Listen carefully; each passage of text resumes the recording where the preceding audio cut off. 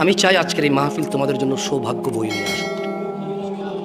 আমি চাই না তোমাদের আড্ডা, প্রেমিকাদের সাথে সাক্ষাৎ, মোবাইলে ব্যস্ত হওয়া থেকে বিরত থেকে তোমরা এখানে আসছো, আমি চাই না এটা বিফল হয়ে যাক। আমি চাই তোমাদের এই সাক্ষাৎ আমার সাথে কল্যাণ বয়ে নিয়ে আসুক তোমাদেরও আমার। মনোযোগ দিয়ে শোনো ভাইরা আমার, জেনা ব্যভিচারে লিপ্ত হয়েও না। ব্যভিচার একটি মারাত্মক অপরাধ। হত্যার পর ইসলামে ব্যভিচারের অবস্থান। কেন? জেনা ব্যভিচারে মানুষের বংশমর্যাদা ঠিক থাকে না, বংশ বিস্তার থাকে না, কে কার সন্তান এটা ঠিক থাকে না, মানুষের বংশ পরম্পরা এগিয়ে নিয়ে যায় না। শোনো আমার ভাই, আল্লাহ তাআলা কোরআনুল কারীমে বলছে, মনোযোগ দিয়ে শোনো, ওয়াল্লাযীনা লা ইয়াদউনা মা'আল্লাহি ইলাহান আখার, আর যারা আল্লাহ তাআলার পাশাপাশি অন্য কাউকে ইবাদত করে না, ওয়ালা ইয়াকতুলুনা আন-নাফসাল্লাতী হারামাল্লাহ ইল্লা বিল হক, এবং যারা হত্যা করে না শরীয়ত সম্মত কারণ ছাড়া। এটা কি তুমি বুঝছো? ভুল বুঝিও না এই আয়াতকে। মানে আল্লাহ বলছে যে যারা আল্লাহ তাআলার সাথে অন্য কাউকে শরীক করে না, কি করে না, এবং যথাযথ কারণ ছাড়া অন্য কাউকে হত্যা করে না। এখন তাহলে যথাযথ কারণ থাকলে কি তুমি খুন করতে পারবা? না। ওই যে একটু আগে বলছি, সরকার কেন লাগবে? সরকার লাগবে যদি কেউ অপরাধ করে, বাহিনী থাকবে, নিয়ম থাকবে, সিস্টেম থাকবে, ওই সিস্টেম তাকে গ্র্যাব করবে, যে কেউ শাস্তি দেওয়ার অধিকার রাখবে না, তাহলে বিশৃঙ্খলা জমিনে সৃষ্টি হবে। বুঝছো না? বুঝো নাই? গভর্নমেন্টের কাজ হচ্ছে যে অন্যায় করেছে তাকে গ্র্যাব করা, ধরে নিয়ে আসা, তাকে যথাযথ শাস্তির সম্মুখীন করা, যাতে অন্য মানুষের জন্য উদাহরণ হয়, অন্য মানুষ যাতে এই কাজে আগ্রহী না হয়। বুঝতে পারছি? সো এটাই আল্লাহ বলছে যে একজন লোককে যথাযথ কারণ ছাড়া যাতে মৃত্যুদণ্ড না দেওয়া হয়। আর যারা আল্লাহর সাথে কাউকে শরীক করে না, কেমন? ওয়ালা ইয়াজনুন, আর যারা জেনা করে না, কি করে না? জেনা করে না। দেখছো, শিরিক, হত্যা, জেনা। বুঝতে পারছো? শিরিক মানে আল্লাহর সাথে আরেকজন আল্লাহ বানাই দেওয়া, কাউকে খুন করা, একটা মানুষকে পৃথিবী থেকে বিদায় করে দেওয়া অন্যায়ভাবে, আর জেনা একই আয়াতে আসছে। কেমন? দেখো, মনোযোগ দিয়ে শোনো। আব্দুল্লাহ ইবনে মাসউদ রাদিয়াল্লাহু আনহু কে? আমি 10 মিনিট সময় নেব, তোমাদের উপর বিদায় নিয়ে নেব ইনশাআল্লাহ। চেয়ারম্যান সাহেব আছে, সবাই আসো। সারা রাত কথা বললে কোনো লাভ নাই, ওয়াল্লাহি কোনো লাভ নাই, ওয়াল্লাহি কোনো লাভ নাই। গত 40 বছর তো এখানে মুরব্বী আছে যাদের বয়স 60 বছর, তারা শুনছে মাহফিল। আমি যদি আজকে জিজ্ঞেস করি 2টা হাদিস বলেন, একটা পারবে না। আমি সারা রাত বলে করবো কি? এর চেয়ে ভালো মনোযোগ দিয়ে 10 মিনিট শোনো, বিদায় করো, খাওয়া দাওয়া করে চলে যাই। তোমরাও চলে যাও, ঘুমায় যাও, ফজর পড়ো। 3টা পর্যন্ত মোবাইল চালালে 2 ঘন্টা অপেক্ষা করে ফজর পড়ে ঘুমায় যাও, তোমাদের ইচ্ছা। আব্দুল্লাহ ইবনে মাসউদ রাদিয়াল্লাহু আনহু থেকে বর্ণিত। কার থেকে? তিনি বলেন, আল্লাহ নবী সাল্লাল্লাহু আলাইহি ওয়াসাল্লাম বলেছেন, জৈনিক ব্যক্তি আল্লাহর নবী সাল্লাল্লাহু আলাইহি ওয়াসাল্লামকে জিজ্ঞেস করলো, হে আল্লাহর রাসূল। তো তিনি ওনার চাচাকে বললো যে যুদ্ধের ঝান্ডা ছিল। তিনি চাচাকে বললো যে চাচা আপনি কোথায় যাচ্ছেন? তো চাচা জবাবে বলল, বাআসানি রাসূলুল্লাহ সাল্লাল্লাহু আলাইহি ওয়াসাল্লাম। চাচা বলল, আমাকে আল্লাহর নবী এক ব্যক্তির নিকট পাঠিয়েছেন। কেন? ইলা রাজুলিন নাকাহা ইমরাআতা আবিহ ফাআমারানি আন আদরিবা উকুবাহ ওয়া আখাযাহু মালাহ। বলল যে আমাকে আল্লাহর নবী পাঠাইছে এক ব্যক্তির কাছে, যে তার বাপের স্ত্রীকে কি করেছে? বিবাহ করেছে। আল্লাহর নবী বলেছে তার মাথাটাকে গর্দান থেকে একদম আলাদা করে দিবা, আর তার যত সমস্ত আছে তার সব কি করবা? জব্দ করে রাষ্ট্রীয় সম্পদে যোগ করে দাও। সে তার মায়ের, সে তার সৎমাকে বিয়ে করেছে। একটা জিনিস চিন্তা করেন তো, বিয়ে হালাল কিনা? সৎমাকে বিয়ে করা হারাম, জেনা না, বিয়ে করেছে। আল্লাহ নবী বছর গর্দান ফেলে দাও, সম্পদ নিয়ে নাও। এই সমাজে বহু ছেলে বয়সে বড়, বাবা দ্বিতীয় বিয়ে করেছে, সৎমাদের সাথে আজে বাজে সম্পর্ক রাখার কামনা রাখে, বাসনা রাখে। ইন্না লিল্লাহি ওয়া ইন্না ইলাইহি রাজিউন। তাহলে যারা মাহরাম, মানে যাদেরকে বিবাহ করা হারাম, বিবাহ করলে আল্লাহ নবী বলছে গর্দান উড়াই দাও, তার সম্পদ নিয়ে নাও তার। তাইলে বিবাহ তো হালাল জিনিস, কিন্তু এদেরকে বিবাহ করলে বলছে গর্দান উড়াই দাও, সম্পদ নিয়ে নাও। তাহলে এই যে আমরা সমাজে মামা, ভাগ্নি, ভাতিজি, চাচা ইত্যাদি ইত্যাদি, ইন্না লিল্লাহি ওয়া ইন্না ইলাইহি রাজিউন, জানা, এটা তো আরো কত বড় জঘন্য পাপ। তাহলে চিন্তা করে দেখেন। আল্লাহ তাআলা আমাদেরকে বোঝার তৌফিক দান করুন। আমি আজকে এখান থেকে বিদায় নেব একটা হাদিস পড়ে। দেখেন আপনাদের কোনো কাজে আসে কিনা এই হাদিসটা। আমি চেষ্টা করবো আপনাদের মুখস্থ করে দিতে, যদি আপনারা মুখস্থ করতে চান। মুখস্থ করতে রাজি আছেন? তাহলে সবাই মক্তবের মতো, মক্তবে যেভাবে পড়েছেন আমার সাথে সেভাবে পড়বেন, এরপর আমি বিদায় নেব। কেমন? তোমরা জেনে নাও, আন সাঈদ ইবনুল মুসাইয়িব রাদিয়াল্লাহু আনহু, সাঈদ ইবনুল মুসাইয়িব রাদিয়াল্লাহু আনহু থেকে বর্ণিত, তিনি বলেন, আন্না রাসূলুল্লাহ সাল্লাল্লাহু আলাইহি ওয়াসাল্লাম, আল্লাহর রাসূল সাল্লাল্লাহু আলাইহি ওয়াসাল্লাম বলেছেন, বাইনানা ওয়া বাইনাল মুনাফিকিন, বাইনানা ওয়া বাইনাল মুনাফিকিন, বাইনানা মানে মুসলমান, ওয়া বাইনাল মুনাফিকিন মানে মিথ্যুক মুসলমান, বাইনানা মানে আল্লাহর নবীর উম্মত, ওয়া বাইনাল মুনাফিক মানে যারা মিথ্যা মিথ্যা দাবি করে, বাইনানা মানে আল্লাহ তাআলার উপরে যারা ঈমান এনেছে, ওয়া বাইনাল মুনাফিক যারা মিথ্যা মিথ্যা বলে, মুখ দিয়ে বলে, অন্তর থেকে নয়।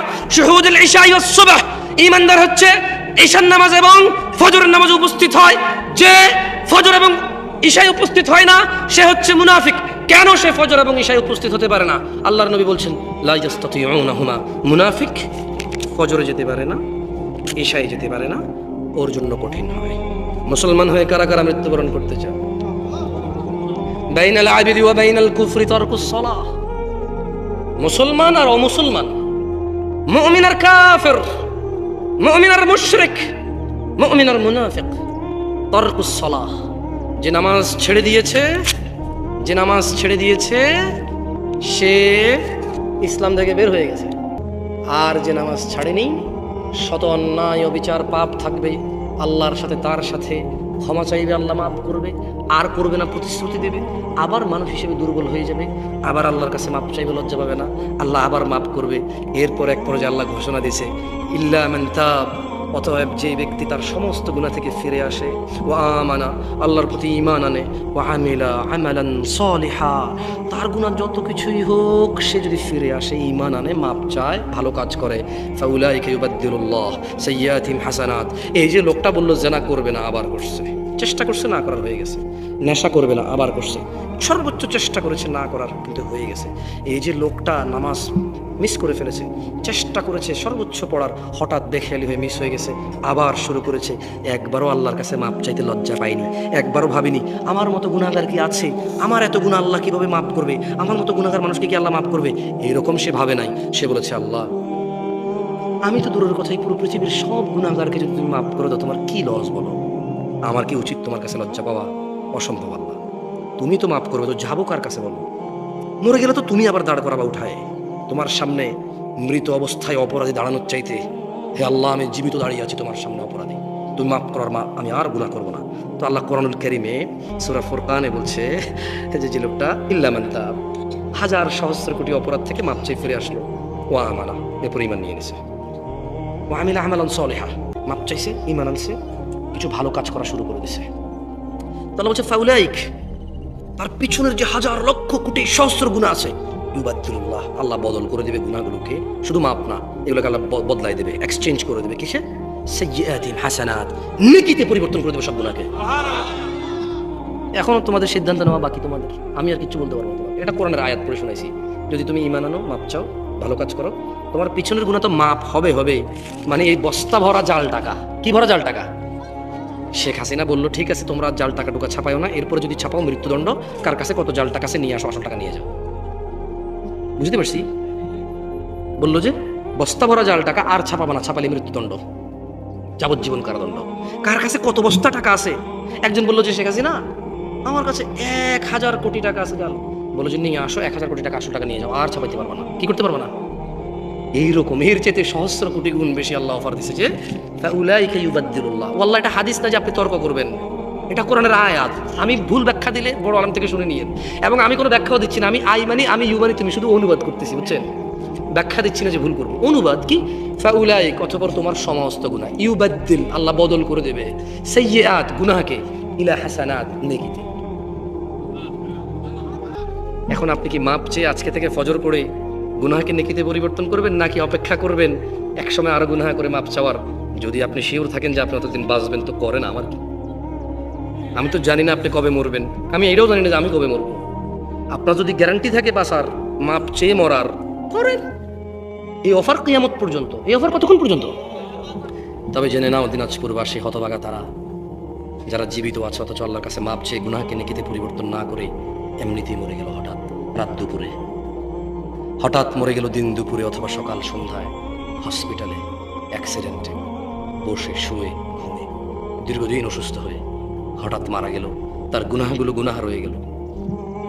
এগুলো তো আর জাহান্নামে যাওয়ার কারণ হয়ে বসবে, অথচ গুনাহগুলোই নেকিতে পরিবর্তন করতে পারতো সে বেঁচে থাকা অবস্থায়। এই যে নিঃশ্বাস চলা অবস্থা যদি বলতো যে ইয়া আল্লাহ আর করবো না, তুমি সাক্ষী, আমি করলে তো তুমি দেখবাই, কোথায় করবো তোমার থেকে লুকিয়ে? তুমি দেখো আর চুরি ডাকাতি জানা ব্যভিচার নেশা মিথ্যা কথা কিচ্ছু বলবো না, তবে তুমি আমার আগের গুনাহকে যেমনটা তুমি কোরআনে ওয়াদা করেছো যে নেকিতে পরিবর্তন করো, তুমি করো, আর তুমি দেখো আমি আর গুনাহ করবো না। বলেন আন আবি হুরায়রা রাদিয়াল্লাহু ক্বাল, আবু হুরায়রা রাদিয়াল্লাহু আনহু থেকে বর্ণিত, তিনি বলেন আল্লাহর নবী সাল্লাল্লাহু আলাইহি সাল্লাম বলেছেন, বলেন সবাই বলেন। সাহাবীর নাম কি? কে বলেছে? রাসূল সাল্লাল্লাহু আলাইহি ওয়াসাল্লাম বলেছে। কি বলেছে বলেন? বলেন লা ইয়াজনি জানি। জোরে বলেন, এটা মুখস্থ করেন, খুবই ইম্পর্টেন্ট। আপনি তো মনে করেন যে খালি কোরআন মাজিদ উল্টা পড়লে ইমান চলে যায়। আপনি খালি মনে করেন যে গরু, গায় ইত্যাদি ইত্যাদির কাছে সিজদা দিলে ইমান চলে যায়। হ্যাঁ, ওগুলো তো ইমান যায়, কিন্তু আপনি অবাক হয়ে যাবেন এই হাদিস পড়লে যে আর কি কি কাজে ইমান চলে যায় মানুষের, আর কোন কোন কাজ করলে ইমান থাকে না। আপনি অবাক হয়ে যাবেন ছোট্ট একটা হাদিস পড়লে।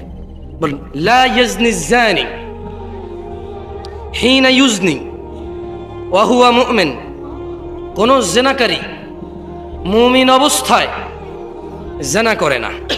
ওয়ালা ইয়াশরিবুল খামর ওয়ালা ইয়াশরাবুল খামর হিনা ইয়াশরাব ওয়া হুয়া মুমিন। কোন মদ পানকারী মদ পান করে না ঈমানদার থাকা অবস্থায়। ওয়ালা ইয়াসরিকু হিনা ইয়াসরিক ওয়া হুয়া মুমিন। কোন চোর ঈমানদার অবস্থায় চুরি করে না।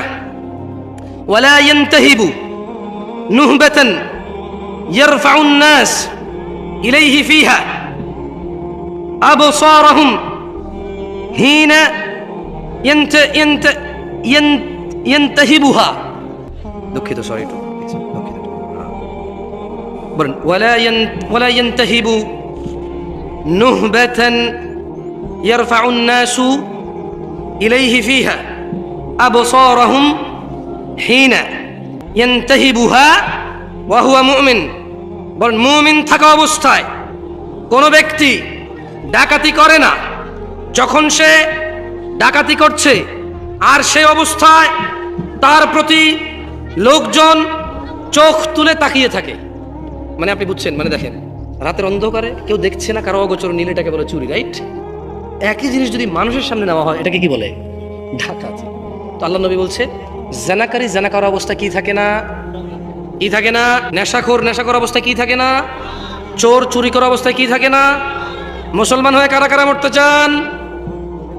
মাশাআল্লাহ আলাইকুম, হাত নামাতে। চুরি করা যাবে না, কি করা যাবে না? জানা করা যাবে না, কি করা যাবে না? ডাকাতি করা যাবে না, নেশা করা যাবে না। কারণ আপনি যদি নেশা করেন ঈমান তখন চলে যায়, ওই অবস্থায় মারা গেলে আপনি ফিনিশ। আপনি কি? আপনি ফিনিশ। লাস্ট একটা হাদিস, এটা জানা সম্পর্কে, এটা মুখস্থ করে এরপর আমি নামাজ নিয়ে একটা হাদিস মুখস্থ করে চলে যাবো ইনশাআল্লাহ। দেখেন, মনোযোগ দিয়ে শোনেন। আন আয়েশা রাদিয়াল্লাহু আনহা আন্না রাসূলুল্লাহি সাল্লাল্লাহু আলাইহি ওয়াসাল্লাম ইয়া উম্মাতা মুহাম্মদ। আয়েশা রাদিয়াল্লাহু আনহা থেকে বর্ণিত, তিনি বলেন আল্লাহর নবী মুহাম্মদ সাল্লাল্লাহু আলাইহি সাল্লাম বলেছেন, ইয়া উম্মাতা মুহাম্মদ, হে উম্মতে মুহাম্মদের মহিলা ও পুরুষরা, মা আহাদুন আগয়ারা মিনাল্লাহ, আল্লাহর চাইতে অধিক মর্যাদা বোধার কারণেই আইয়ারা আবদাহু তাজনি, আইয়ারা আবদাহু ওয়া আমাতাহু তাজনি, আর আল্লাহ তার কোনো বান্দার বান্দিকে জিনা করা অবস্থায় দেখতে চায় না।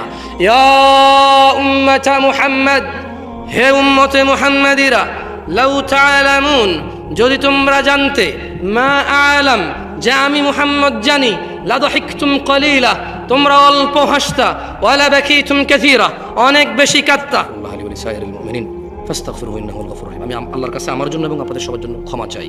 আল্লাহ আমাদের সবার সমস্ত গুনাহকে নেকি দিয়ে পরিবর্তন করে ক্ষমা করবেন। আমিন। আপনারা নিজেদের জন্য মাপ চান আল্লাহর কাছে, আমার জন্য মাপ চাইেন। সুবহানাকাল্লাহুম্মা ওয়া বিহামদিকা আশহাদু আল্লা ইলাহা ইল্লা আনতা আস্তাগফিরুকা ওয়া আতুবু ইলাইক। আসসালামু আলাইকুম ওয়া রাহমাতুল্লাহি।